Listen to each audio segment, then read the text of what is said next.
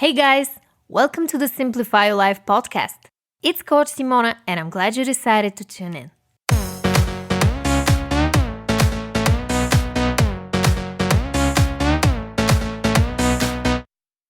What's up everyone?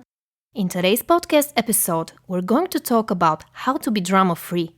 And I will give you 3 tips on how to stop being addicted to drama and focus on solving the core reason for creating it in the first place. Now, let's jump right into it.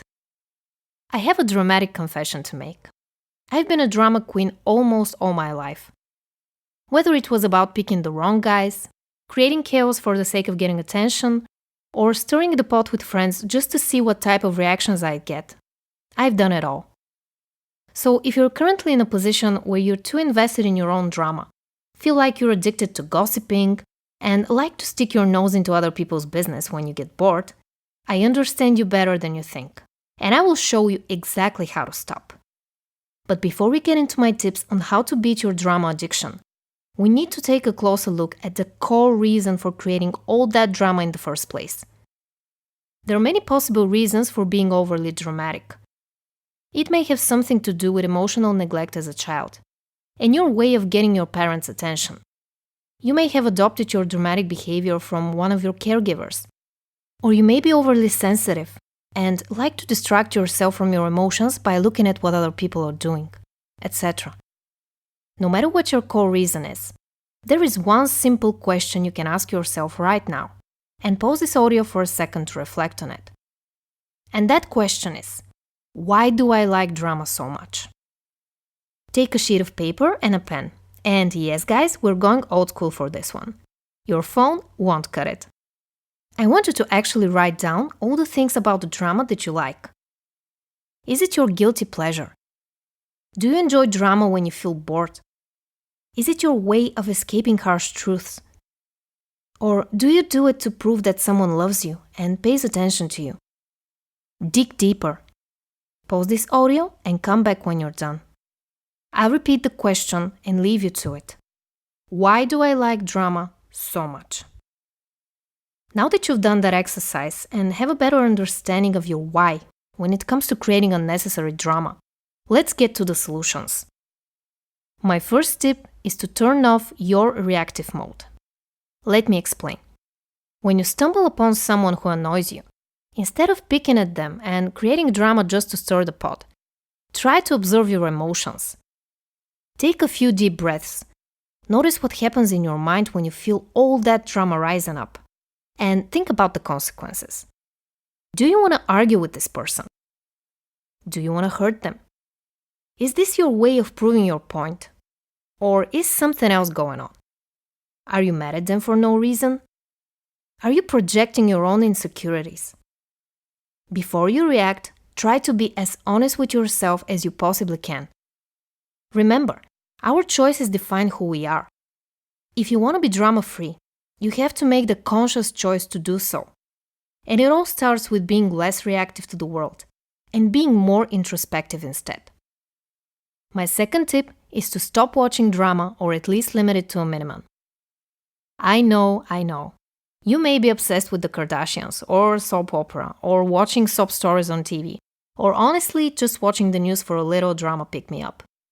We've all done it. There is no reason to shame each other. What's important is to realize that whatever type of information you feed your brain with, that's what your mind is going to give you in return throughout the day.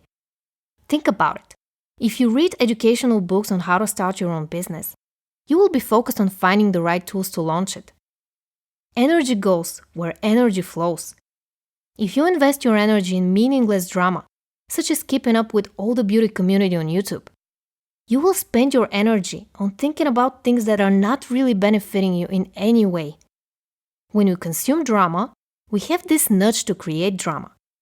If you watch drama shows on TV, you will experience much more drama in your life. Your reactions will change based on the type of content you consume.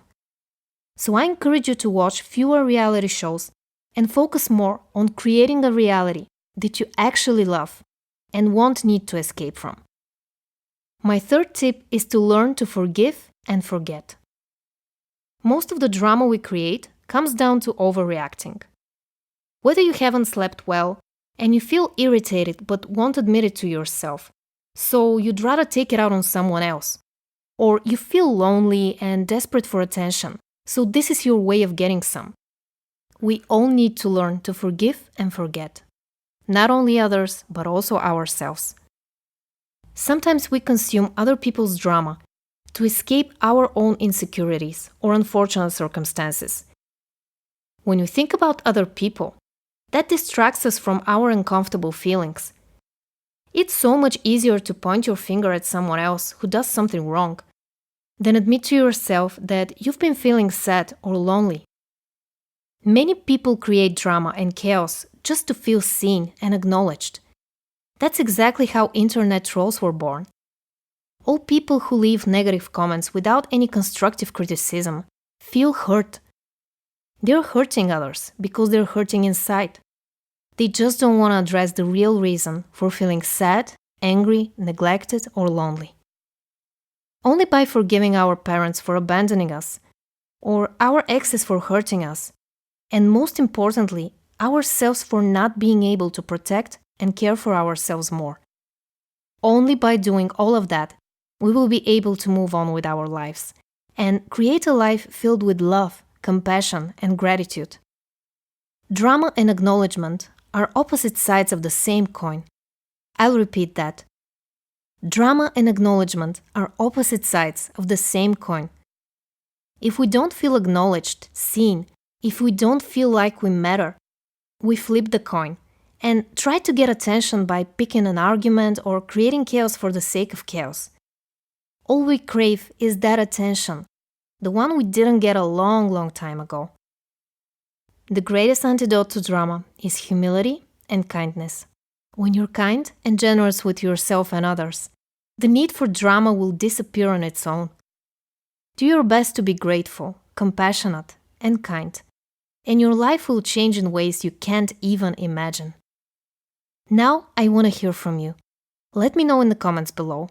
How do you handle drama? As always, make sure to like this episode if you found it helpful, and subscribe to my channel if you don't want to miss out on my weekly podcast episodes. Thank you for listening. I love you guys, and I will talk to you in the next one.